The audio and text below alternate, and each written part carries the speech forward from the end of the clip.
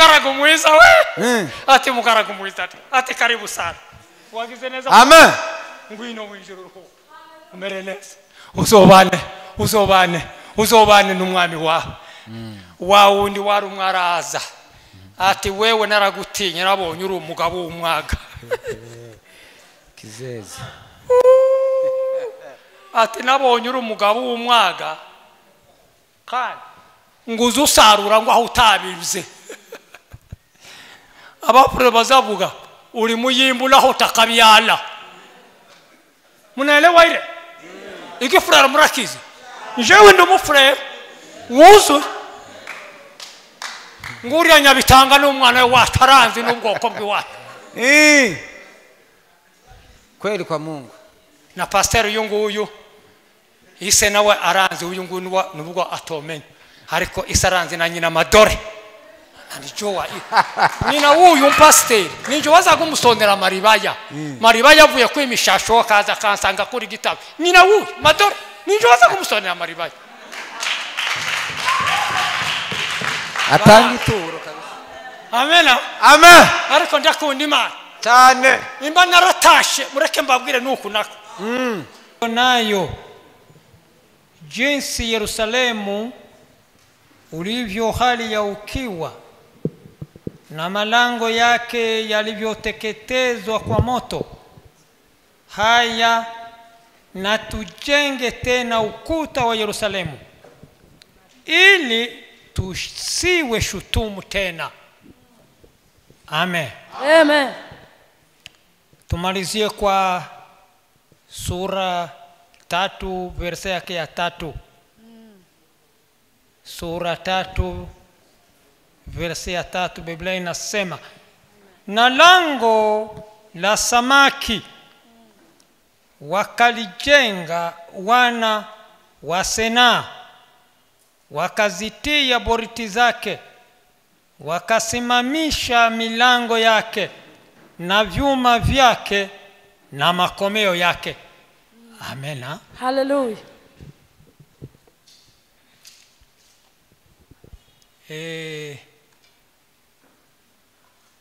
Baduhaya kanya gato kuko ari umwanya w'ijoro.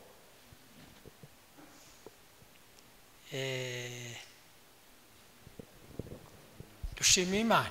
Amen.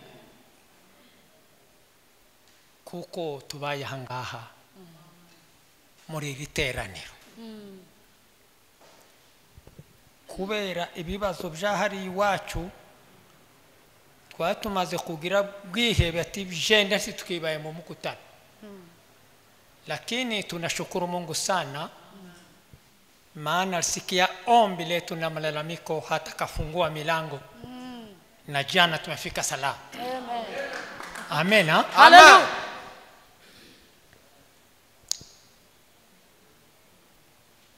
Twasomye ijambo. Amen. Biblia yavuze gutya ngo Nehemia amaze kusika i Yerusalemu ngo hagira iminsi 3 yicaya hari kumwe n'ababandi yajanye n'ababandi yasanze b'abayuda bamubanjirije Bazerubabeli n'abandi. Yego. Agira iminsi 3 ngo yicaya gicecetse nta jambo na rimwe aravuga. Acecetse. Ku munsi wa 3 Biblia inasema ya kwamba akakamata mpango wa kuzunguka ukuta. Ndio. Aravuga ati mbere ya byose reka tubanze dutsunguruke i Yerusalemu turebe inkike uko zimeze. Turebe inkike uko zimeze. Amen. Ngo akapanda munyama wake ngo arazunguruka. Yari kumwe n'abandi. Ariko yashitse ngo ahantu hamwe hasanga harabomaguritse cyane, hari ibintu byabo maguritse. Sasa ifarasi yari imuhese ibura hica. Arururuka ngo agendesha amaguru Biblia yavuze ngo atangira kuzunguruka arazunguruka arareba ahantu hose hangiritse ahantu hose hangiritse arangiza ibyo Biblia iravuga ngo aragaruka Amen. ngo arasiyeje ahantu ngo ahamagara abayuda bose barya bari kumwe n'abandi bamubanjirije bose arabahamagara amaze kubabwira ataho timwabonye ko tumeze nabi Yerusalemu ko yabaye amatongo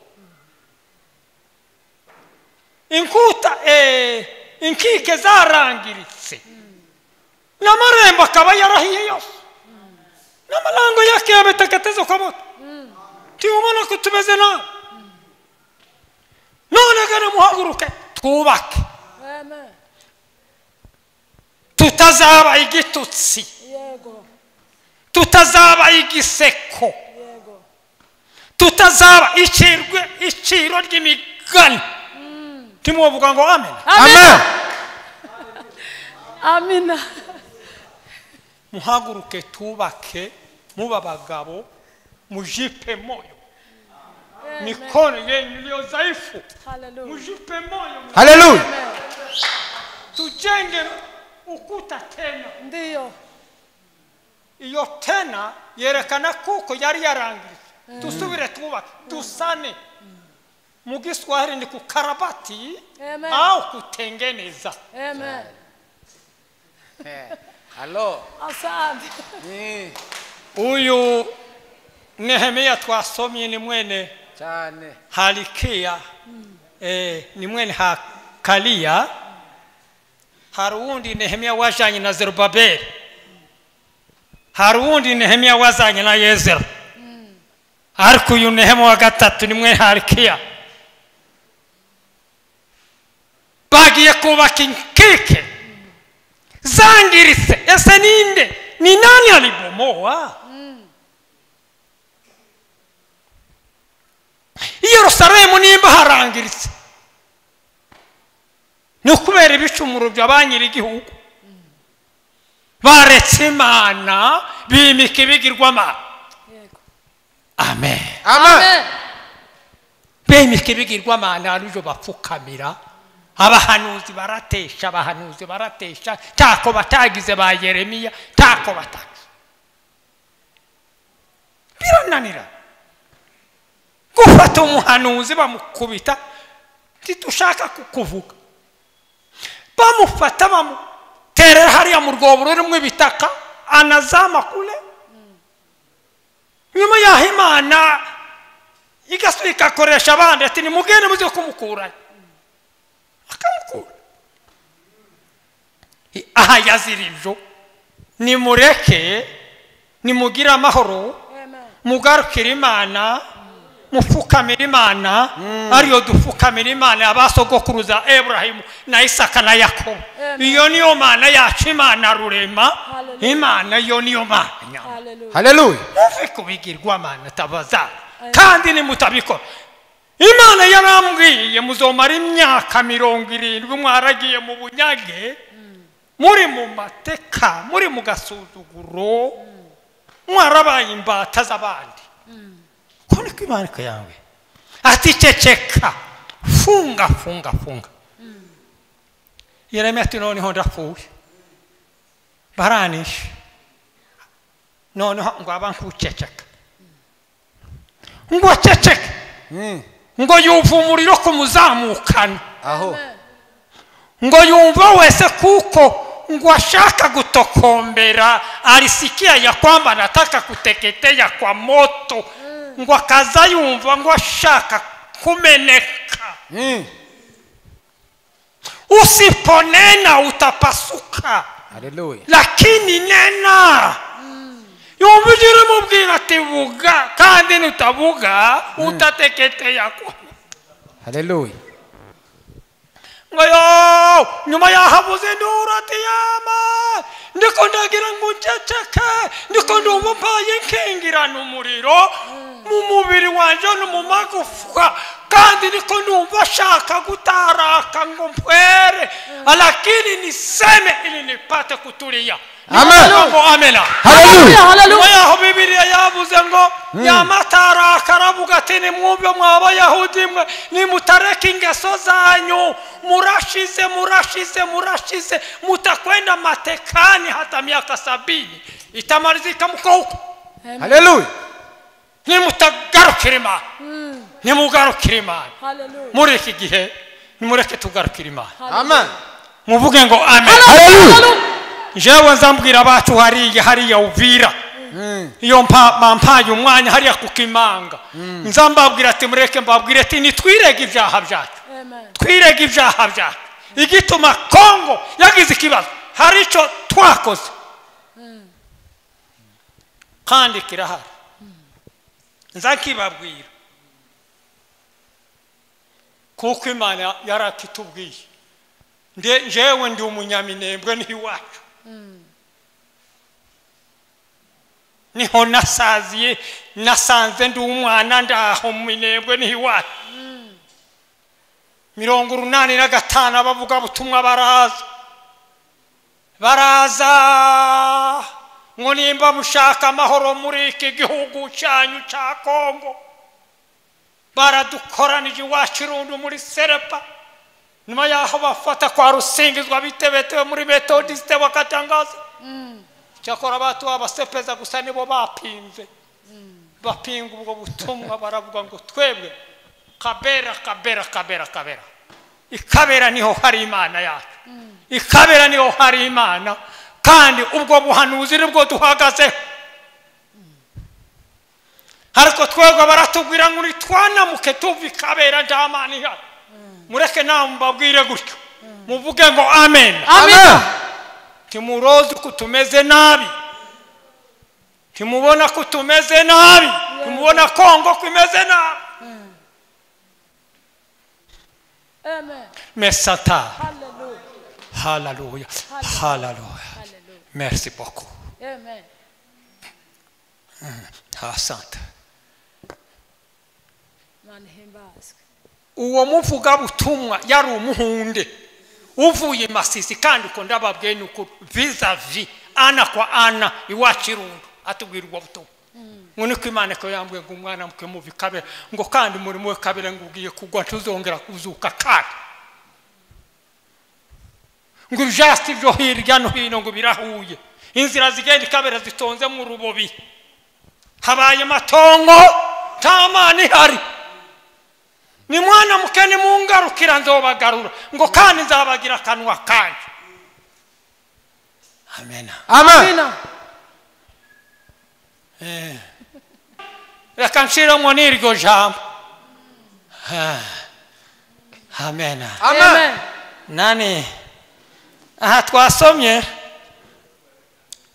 Nebukadineza kubera kuko abayuda banze kureka ibigirwamana Nebukadineza araza arabafata arabajana asiga abantu ku ngoma y'umwami Yehoyakimu nico gihe ba Daniel bagiye na Meshaki na Abedenego na Shadraka barabajana bajya bari ari miso murushikiyo baratu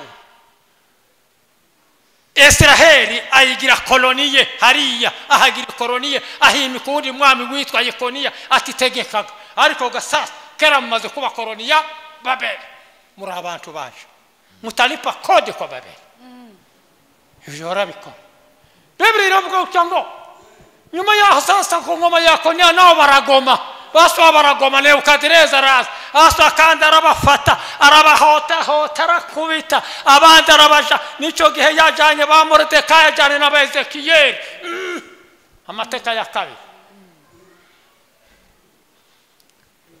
yimika Sedeki ati ngaho utegeke ati nyakubaho akoma amashi ati tuzogendera amategeko ya Babeli.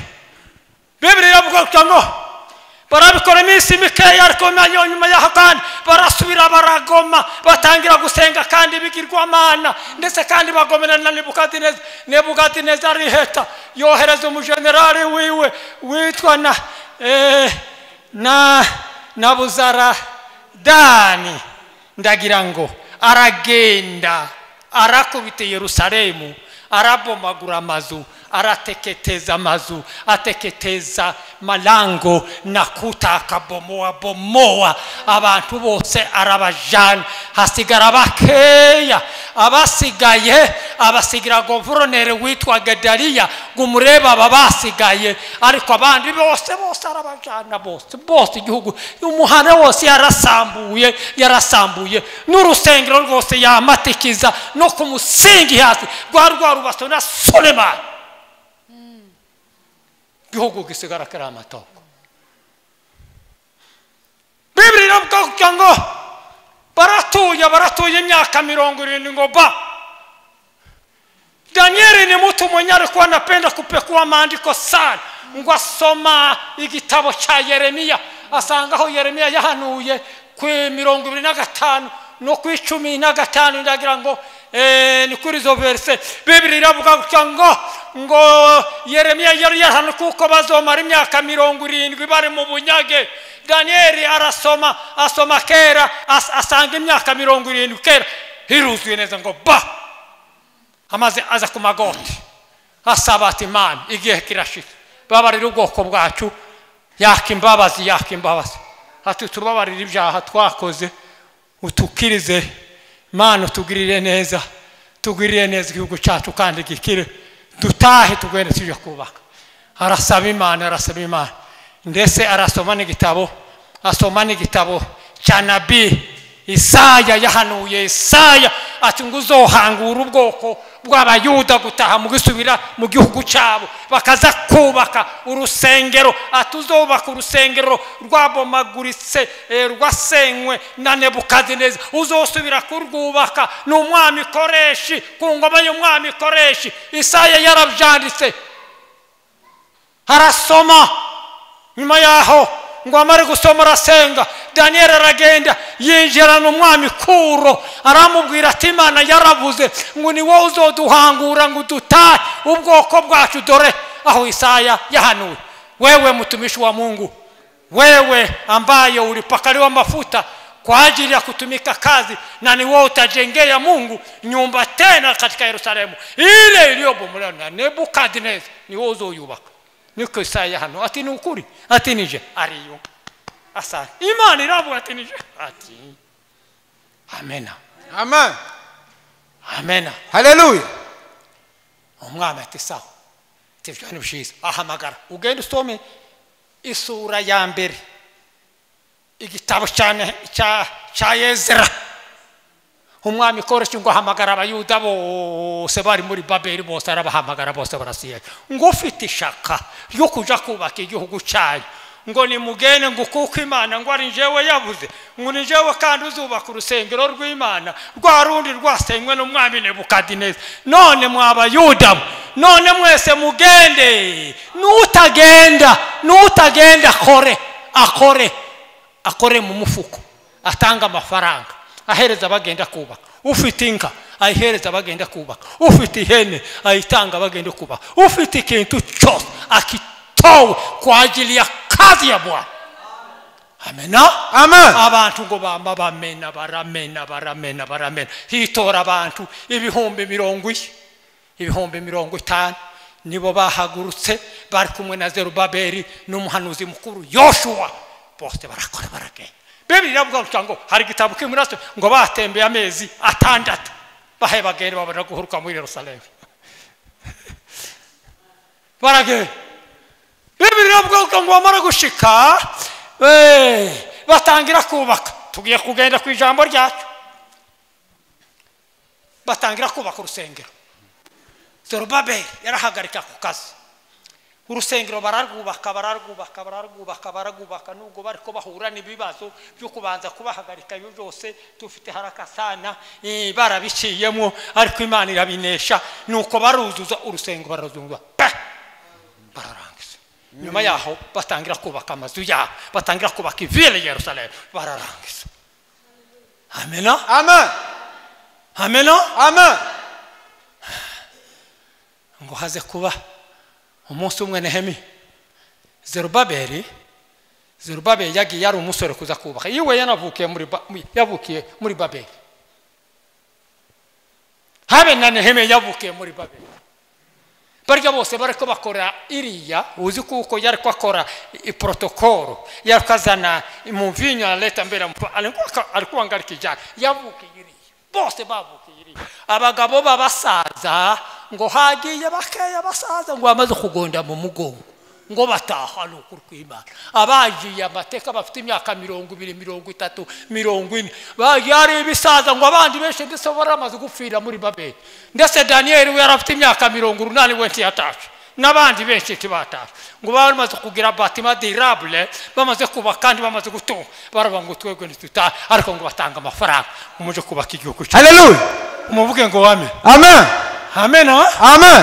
timuruzi kutumeze nawe ariko ndimubona ko tumeze nabi nimuhaguruke twubake na Kongo yakikire n'abariya bapfakazi barimo n'abariya ziriya mfuje nimuhaguruke mwubake muruzi ko tumeze nabi ariko muri kubona abapfakazi Kongo dufite muri kubona abapfakazi ukomeza kugwira muri kumurabona imfuje zitafite kireba ariko ndimuruzi ko tumeze nabi nimuhaguruke mukore Biblia iravuga ngo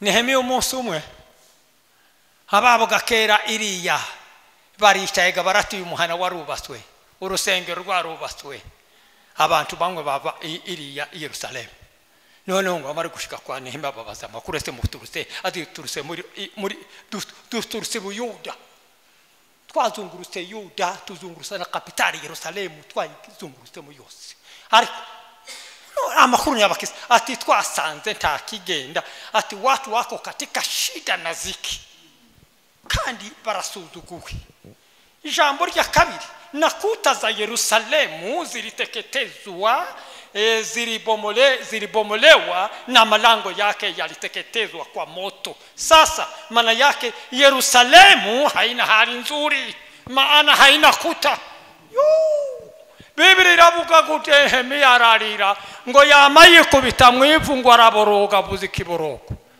ngo ararira yibuka igihugu cy'iwabo ariko ngo aze kureba areba Babeli atuyemo Nebukadineza yubatse inkike za Babeli zibitangaza umuhana warimbishijwe uri hagati ya ukuta adui hawezi kuingia hata mnyama mkali wa kurarua hawezi kuingia umuhana uri hagati ufitie heshima sasa ngo yibuke wabo kuko umuhana warubatswe ariko uri hanze uko na hali mbaya abanze bakwiriye kwinjira directement nimsisi ziryana zikwiriye kwinjira directement bituma uyu muhungu Nehemiya yikubita hasi mu mukungu araboroga ararira uyagiza haragatabo kamwingira karabuze kigisha Nehemiya cyane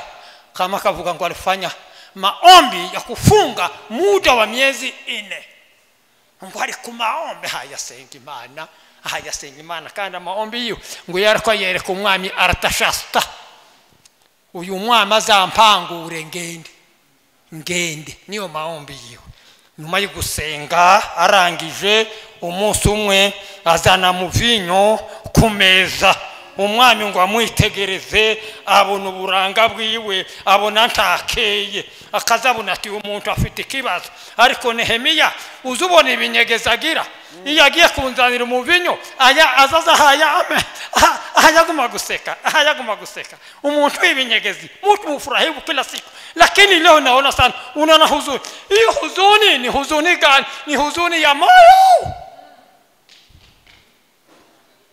ngo bimutera ubwo aravuga ati mwami we atukubuze n'ukuri ati numvise amakuru mabi yiri iwacu navutse iriya mu gihugu cy'iwacu ati bambwiye amakuru mabi kuko umuhana warubaswe ari kuri hanze.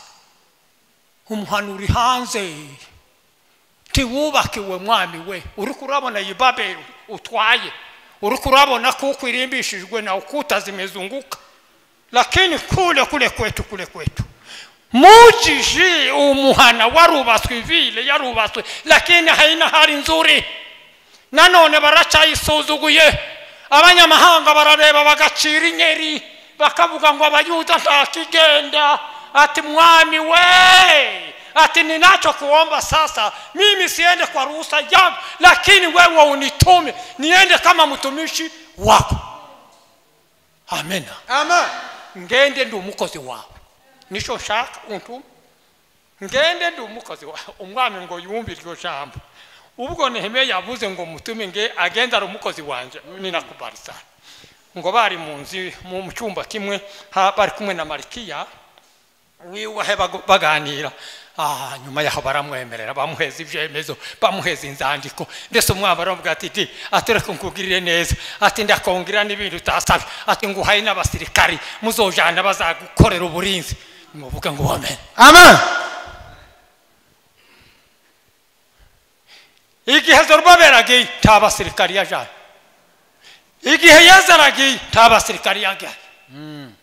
Ariko igihe Nehemiya agiye, umwami arasasi aramubwiye ngo ninakupatia kwa ajili ya wivu ya ile kazi, ninakupatia askari maakida ambao watatembea pamoja na wewe na tena watafanya ulinzi kwa ajili yako. Hallelujah. Amen. Amen. Baragenda aliposhika ngambo ya muto ngo atange inzandiko, ngo asaba mukibira, asaba ibiti byo kubaka. Baramwemerera kandi abantu baratangara, babona ngo afite igikundi cy'abasirikare bamurinze. Batera ubwoba, baterwa n'ubwoba, baravuga ati uyu mugabo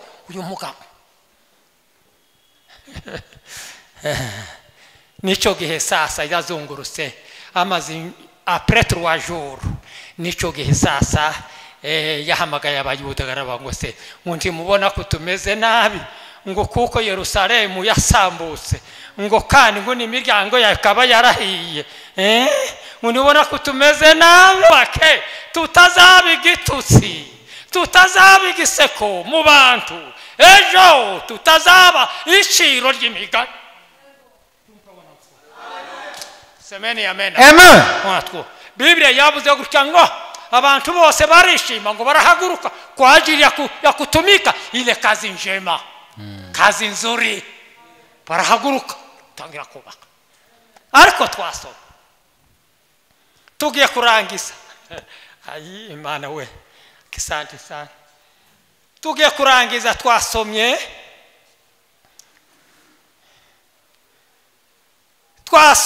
ishama y'umugabo umwe witwa Hasanani. Ishama yiwe ubwo bahagurutse kubaka, ijama ya Hasanani bamabwira Nehemiya ngo sisi tutajenga lango la samaki. Lango la samaki ni hili tutajenga. Biblia iravuga ngo barahaguruka ngo batangira gusana ngo iryo rembo ry'amafi. Iryo rembo ry'amafi linatufundisha juu ya utumishi wa Bwana Yesu na utumishi wetu, utumishi wa kila mtu. Iyo dusomye igitabo cya Nehemiya isura 13 no ku murongo wa 16, Biblia iravuga gutya ngo abantu bo muri Tiro ngo iyo bashakaga, ngo iyo bazanaga amafi yo kudandaza, bakazana ibyashara byabo n'amafi yabo, ngo bazaga binjira muri iryo rembo ry'amafi, ngo bakinjira muri Yerusalemu zo kugurisha. Baza gutaha bagasaba kandi bagaca muri rya rembo bagataha. Biblia iravuga ngo abagalilaya nabo ngo iyo bafataga amafi hariya mu nyanja ya Tiberiyade, bamaze gufata amafi menshi ngo bakaza, ngo niryo rembo bazaga binjiriramo, ngo bazana kuza kugurisha, ngo binjira muri Yerusalemu, ngo bakinjira ngo muri iryo rembo ry'amafi, ngo maze bakagurisha. Nyuma yaho ngo bagataha. Semeni amen. Amen. Lango la utumishi. Hili lango linatufundisha juu ya kutumika. umuntu yadafite akazi bazavuga ngo yarashomye alishome ngo ni umushomeri nta kazi agira ariko uzusanga abashomeri bo mwivire umuntu udafite akazi ni ukuri kw'Imana hazaba abafite akazi aba ifamiye bakavuga ati yeme ati ndi muruzi naka kuhameze nabi ati uko nguko twahembwe none gani mugira cotisation tugire musada duhereze wacu ugashakaza agira turebe no kuko nawe yorya abashomeri umuntu idafite akazi yari shomeri umuntu usanga ameze nabi n'amaisha ndameze ariko mari nukuri kw'Imana mutumishe birakaze ariko iri rembo ry'amafi ritwigisha Yesu ni mutumishe.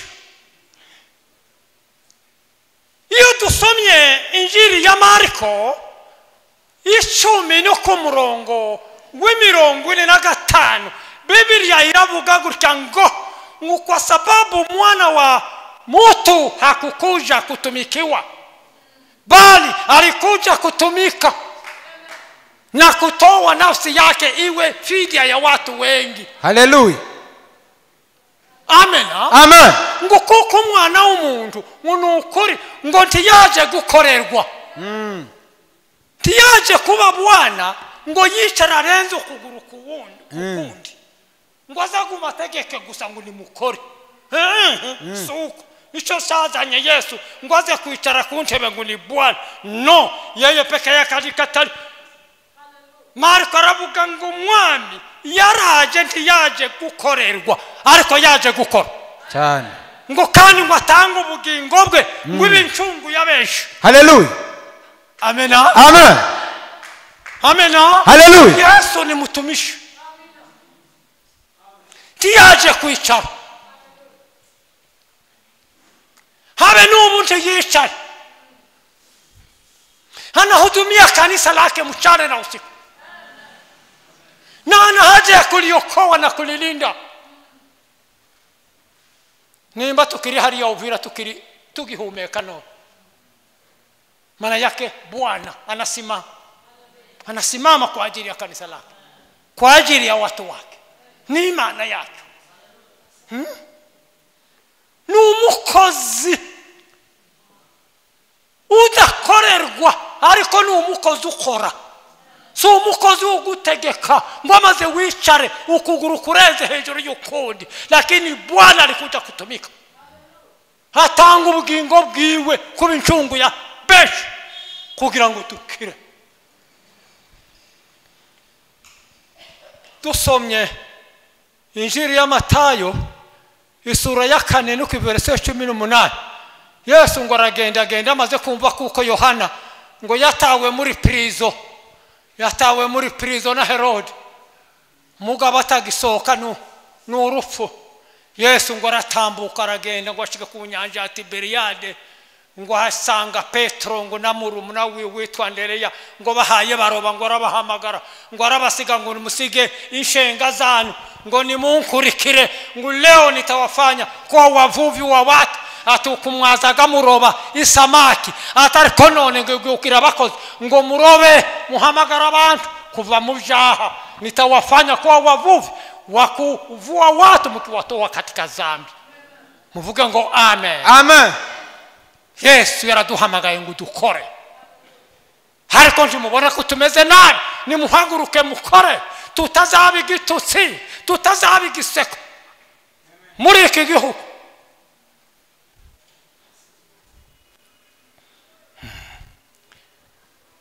Reka turangiriza kuri iri jambo. Injiri ya Matayo 25 no ku murongo w'14. Biblia inavuga gutya ngo wafalme wa mbinguni ngo nafananishwa ngo na Bwana ngo aliyeita watumishi wake akawaachia pesa za kutumika. Ngo amuhereza italanto 5, undi amuhereza 2, undi amuhereza 1. Aregendera ati ndashaka kuko muguma gukora nikikuja litafanya hesabu na nione mlitumika na mlaga yariko ashaka kubareba ati ndashaka timukwiriye kwicara mudafite kazi. Umuntu adafite akazi abameze nabi n'umushomeri hanashome ukamusanga tameze nk'abandi tiyambara nk'abandi ntarya nk'abandi umushomeri ameze nabi wa Yesu aravuga ati ndashaka kuko muguma gukora urya wazitana aradandaza akapata faida tano uwazibira aradandaza akapata faida mbili wandi wari mwengo aragenda ngo araruhamba mu kuzimu araruhamba aricekera arisha wazibasigiye bwana wakazi araza ati nimuze hano tugire hesabu tugire umubare yarabasiga wazitana aravuga ati databuja we wansigiye zitanu ndazicuruza zingine tano hizi faida nilipata talanta zako 10. Haleluya. Ati mugaragu mwiza we warakoze sha pole sana na kazi pole sana aramushimira ati ngwino gwisha utafurahi pamoja na bwana wako. Wazibiri na watu wasigiye zibiri tazama zingine mbili za faida. Haleluya. Sio ni achi ati mugaragu mwiza we ati mugaragu mwiza ati karibu sana wagize neza. Amen. Ngwino mwijuru ruho umereneza uzobane n'umwami wa wundi wari umwaraza ati wewe naragutinya nabonye uri umugabo w'umwaga kizeze ati nabonye uri umugabo w'umwaga kandi nguzo usarura ngo aho utabivuze abapre bazavuga uri muyimbula aho takabyala. Munaelewa ile ikifurara murakizi jewe ndo mufure wuzu nguriya nyabitanga n'umwana we wataranze n'ubwoko bw'iwacu kweli kwa Mungu na pastor uyu nguyu ise nawe aranze uyu nguyu nubwo atomenya ariko isaranze na nyina madore andijowa nyina uyu pastor ninjo wazaga umusondera maribaya avuye kwimishasho kaza kansanga kuri gitabo nyina uyu madore ninjo wazaga umusondera maribaya atanga ituro kabisa. Amen. Amen. Ariko ndakundi Imana cyane wa wundi warumwe Imana iramubwira shebuja aramubwira ati yo ati wa mugaragu mubi uwo mushangu ati ye uwo mushangu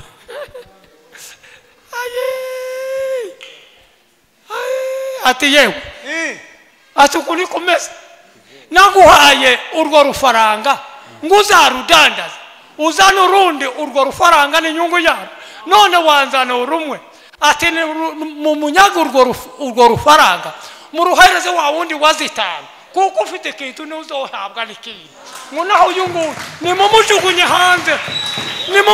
hanze. Allo. Amen. Amen. Nimumujugunye hanze nimuhaguruke mukore. Imana yarabahamagaye ngo mukore hubiri injiri. Kuhubiri injiri hari ba mama association rutu mama president mbumbe nguyu barazamutse na mugenzi wiwe witwa Banyamubyeyi barazamutse na pasteur Tembo baragendiri bajanye bagiye gukora umurimo bari bajanye umusada w'amahuzo bafasha abafakazi barabambika barambara imfubyi ni kwa kundi bakora uwo murimo. Ese tumubona ko tumeze nabi ese we wicaye ejo Imana ntikundu umuntu wicare ubu mushomeri Imana araduhamagaye twese iratwangaje ngo dukore nukuri ngo dukore twese ngo dukore.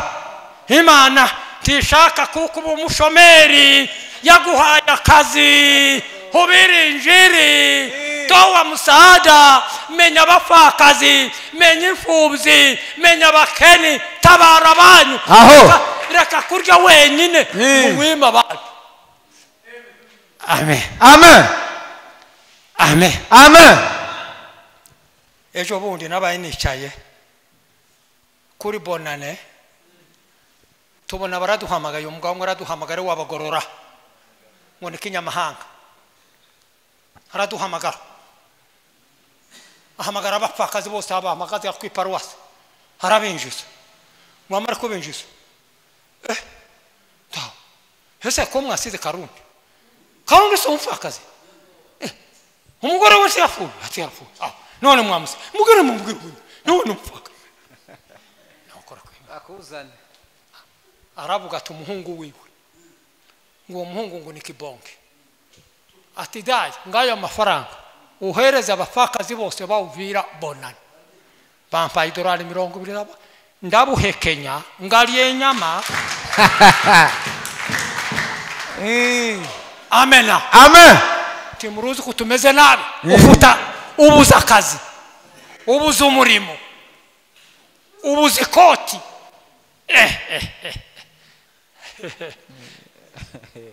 Nehemiya aravuga ngo timuruzi kutumeze nabi, nimuhaguruke dukore tutazabigiseko, nimuhaguruke mukore tutazabigiseko. Ninachukua saa mingi. Bwana tubariki. Amena. Amen.